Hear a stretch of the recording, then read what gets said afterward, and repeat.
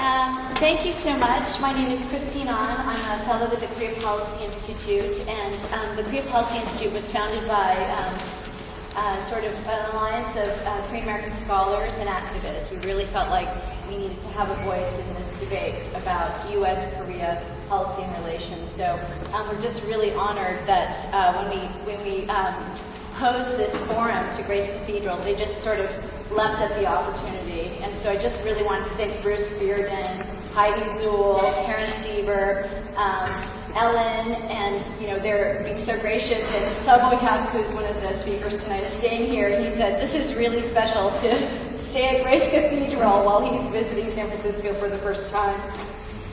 We're so lucky to have an institution like Grace Cathedral that has been such a progressive beacon for the city and for the interfaith community. So it's just a delight to be having this very controversial topic in this very place. Tonight's event is entitled Engaging North Korea, Human Rights, Nuclear Weapons, and a Plan for Peace in the Obama Era.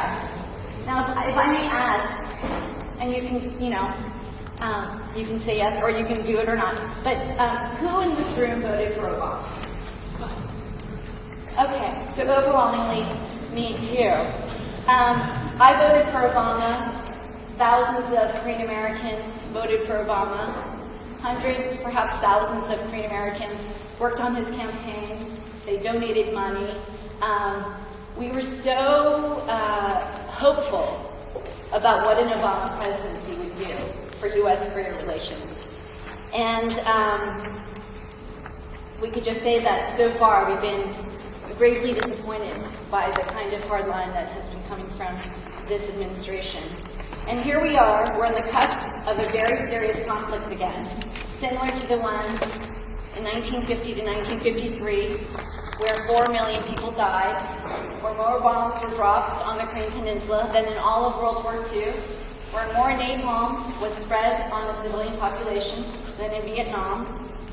So when North Korea says that an interdiction of their ship by any U.S. or other foreign country is an act of war, and when Obama says that the U.S. is ready for North Korea, we are hearing the drumbeats of war. And the fact is that the Korean War never ended. It ended with a temporary armistice, and so that war, the first and last remaining vestige of the Cold War, still lives, and certainly between the U.S. and North Korea. What also hasn't changed from the U.S. when the U.S. first landed in Incheon after World War II was the fact that very little is still understood about Korea, and especially North Korea. Today, there remains a persistent fog of misunderstanding about North Korea, and this lack of clear-sightedness is very dangerous, especially when nuclear weapons remains on the table. We never thought we would be in this situation in this Obama presidency. Yet, so far, he has inaugurated a policy that has hastened progress and instead contributed to this heightening situation that could at any moment trigger a full-scale war. So that's why we need clear-sightedness, and we need scholars that produce research and an analysis based on empirical evidence, and that's why we're having this forum. And thank you for coming. I'm just going to introduce our speakers, and just sort of how it's going to happen is first it's Sub Hak, who's going to speak, then Hazel Smith, and then Christine Hong is going to moderate. And if I may just briefly introduce them.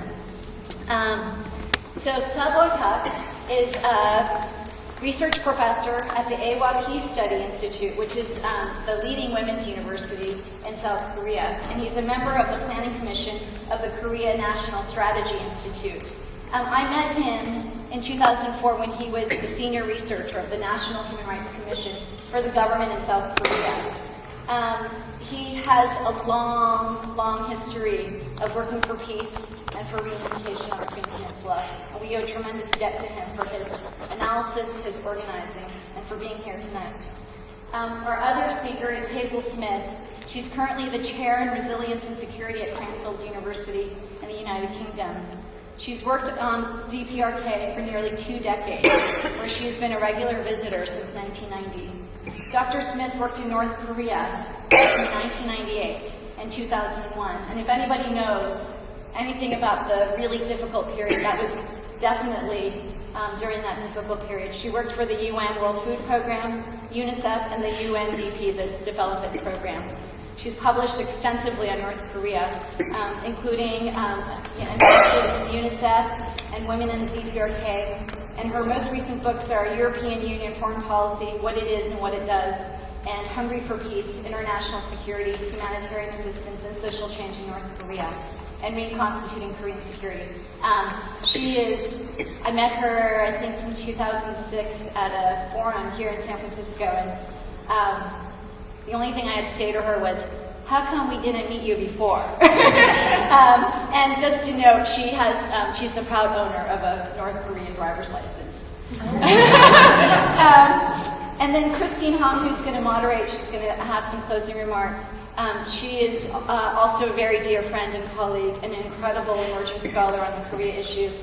She's currently a postdoctoral fellow at UC Berkeley, and where she received her PhD. And she will be joining the faculty of UC Santa Cruz this fall. She's a professor of Asian American and post-colonial literature, and an incredibly devoted peace activist for Korea reunification. So, without further ado, we'll start with Professor Smith.